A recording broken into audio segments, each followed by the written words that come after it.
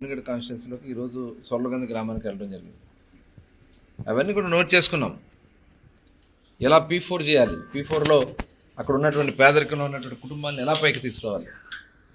నిజంగా ఎవరిని అడిగినా అక్కడ చెప్తా ఉన్నారు, మా ఇంట్లో మాకు మత్స్యకార భరోసా వచ్చిందండి, మా పిల్లలకి 15,000 రూపాయలు పడినాయండి, గ్యాస్ బండ్లు వచ్చినాయండి. ప్రతి ఇంట్లో కూడా ఇదే చెప్తా ఉన్నారు. ఇవాళ చాలా ప్రజలు ఆనందంగా ఉన్నారు. మౌలిక వసతులు కల్పించడానికి కూడా మేము ఒక ప్రణాళికాబద్ధంగా రాబోయే 4 సంవత్సరాల్లో ఇక్కడ తీర ప్రాంతాల్లో కొన్ని ఇబ్బందులు ఉన్నాయి. డెఫినెట్గా బుద్ధప్రసాద్ గారు అలాగే మేము నారాయణ గారు కూడా ఉన్నారు, అందరం కలిసి ముఖ్యమంత్రి గారి దృష్టి తీసుకెళ్ళి రోడ్ల విషయంలో కానీ డ్రైన్ల విషయంలో కానీ కొన్ని మంచినీళ్ళ సమస్యలు కూడా ఉన్నాయి. డెఫినెట్గా అవన్నీ ఎలా పరిష్కారం చేయాలో పంచాయతీరాజ్ శాఖ మంత్రిగా పవన్ కళ్యాణ్ గారు ఉన్నారు, వారి దృష్టి కూడా తీసుకెళ్ళి ఈ నియోజకవర్గాన్ని కూడా అభివృద్ధిలో ముందుకు తీసుకురావడానికి మేము అందరం కలిసి కృషి చేస్తాం. అలాగే 7 నియోజకవర్గాల్ని కూడా ఒక ఆదర్శవంతమైన నియోజకవర్గాల్లో డెవలప్ చేయాలనేది ఇవాళ విజన్ 2047. మేమందరం కూడా ఎలా జీడిపి పెంచాలి,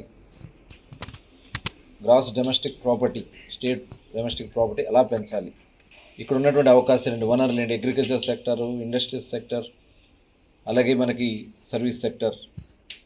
ఇక్కడ ఇండస్ట్రీస్కి కన్నా కూడా ఆక్వాకల్చర్ ఎక్కువ ఉంది. ఆక్వాకల్చర్లో గ్రోత్ని 15% తీసుకెళ్ళాలి, పర్ క్యాపిటల్ ఇన్కమ్. ఇలాంటి ఆలోచనలు చేసే నాయకుడు నారా చంద్రబాబు నాయుడు గారు.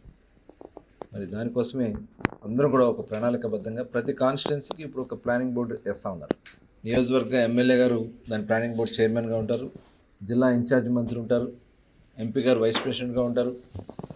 ఈ రకంగా ప్రతి కాన్స్టిట్యున్సీని కూడా ఒక ప్లానింగ్ బోర్డు లాగా తయారు చేసుకుని దశల వారీగా చేయాల్సినటువంటి మౌలిక వసతులు కల్పించడం, పూర్తి చేయడం, అక్కడ ఉన్నటువంటి వనరుల్ని అభివృద్ధి చేయడం, ఈ లక్ష్యంతోనే ఈ కార్యక్రమం చేస్తాం. అలాగే P4 ఏదైతే గౌరవ ముఖ్యమంత్రి గారు గతంలో పబ్లిక్ ప్రైవేట్ పార్ట్నర్షిప్తో కొన్ని ఇన్స్టిట్యూట్స్ని ఏర్పాటు చేయడం జరిగింది.